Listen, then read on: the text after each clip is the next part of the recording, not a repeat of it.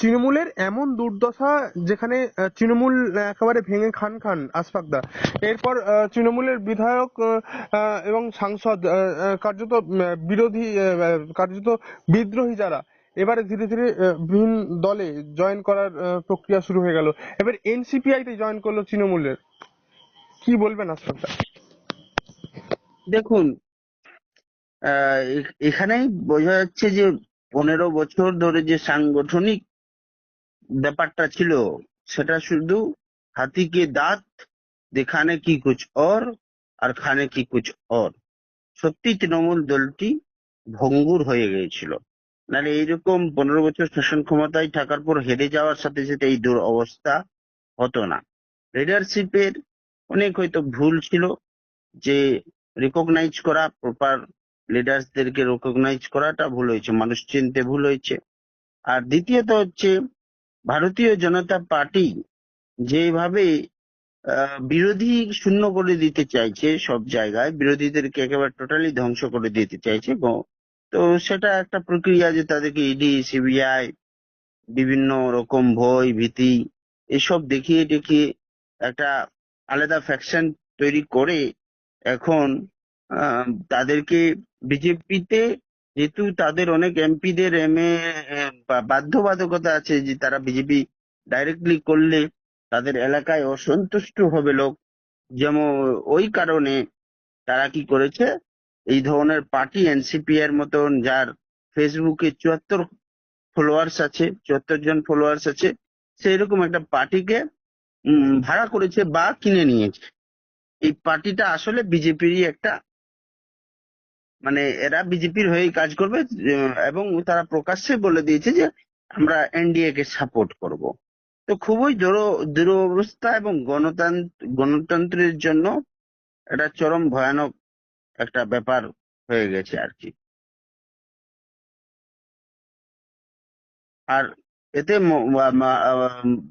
মুখ্যমন্ত্রী, প্রাক্তন মুখ্যমন্ত্রী মমতা বন্দ্যোপাধ্যায়ের মমতা বন্দ্যোপাধ্যায়ের যে একটা লিডারশিপ, কোথাও না কোথাও সেই লিডারশিপে প্রশ্ন চিহ্ন লেগে গিয়েছে। আশফাকদা, সেই কারণেই কি মমতা বন্দ্যোপাধ্যায় তৃণমূল সুপ্রিমো হওয়া সত্ত্বেও মমতা বন্দ্যোপাধ্যায়ের কাছে রাজ থাকলো না, বা রাজ রাখতে পারলেন না মমতা বন্দ্যোপাধ্যায়? একদম একদম। হ্যাঁ, উনি গভর্নমেন্টটাকে এমন ভাবে চালিয়েছেন যে গভর্নমেন্টটা সম্পূর্ণ পুলিশি রাজ ছিল। পুলিশকে কন্ট্রোল দিয়ে দিয়েছিল পার্টি শুধু কি করতো, পার্টির লোকেরা দুর্নীতি করতো, টাকা খেত, এইসব কাজ ছিল। তো ক্ষমতার বলে ওইসব লোকেরা ছিল, টাকা খাওয়ার জন্য ছিল, মানুষের কোনো কাজই ছিল না। এই কারণে এই ভয়াবহ পরিস্থিতি হলো। যদি উনি ক্ষমতায় থাকতে দুর্নীতি কন্ট্রোল করতেন, পুলিশি রাজটাকে না করিয়ে মানুষের রাজটাকে করাতেন, তাহলে এই ধরনের এত খারাপ অবস্থা ওনার হতো না, বা রিকগনাইজ করতেন প্রপার লিডারশিপে একদম। ওই সিনেমার আর্টিস্ট। বারবার আর শুভেন্দুজি বলছেন যে আইনের শাসন নয়, শাসকের আইন এতদিন চালিয়েছেন মমতা বন্দ্যোপাধ্যায়, অর্থাৎ তৃণমূল সরকার। তার কারণ তৃণমূলের এমন একেবারে অসহায় দশায় পরিণত হলো তৃণমূলের। একদম একদম, আমি ওটাই বলছি যে যে এটা পুলিশ দিয়ে দলটা চালানো হতো, এবং তখনও আমরা শুনতাম, আমরা তো লড়াই করেছি দীর্ঘদিন, 15 বছর সেই গভর্নমেন্টের অনেক কিছু শাসক দলের বা শাসকের আহ, বিরুদ্ধে, শাসকের যত রকম খারাপ কাজ, তার বিরুদ্ধে আমরা লড়াই লড়েছি। পুলিশি রাজের বিরুদ্ধে আমরা লড়াই লড়েছি। তো পুলিশকে মানা হতো ব্লকের সভাপতি, একটা থানার সভাপতি তৃণমূল কংগ্রেসের, সেই পুলিশের ওসি বা আইসি থাকতো। হ্যাঁ, বকুলমে নামে মাত্র তৃণমূলের ওরা উম, দালালি করার জন্য বা তোলাবাজি করার জন্য থাকতো, বাকি পুলিশ মেন তোলাবাজ ছিল, মেন কাজ করতো। তো এইসব এইভাবে পার্টি শেষ হয়ে গেছে। পার্টি খালি সরকারের গভর্নমেন্ট আছে, গভর্নমেন্টের রব দেখেই এই পার্টিটা টিকে ছিল। গভর্নমেন্ট শেষ, পার্টি শেষ হয়ে গেল।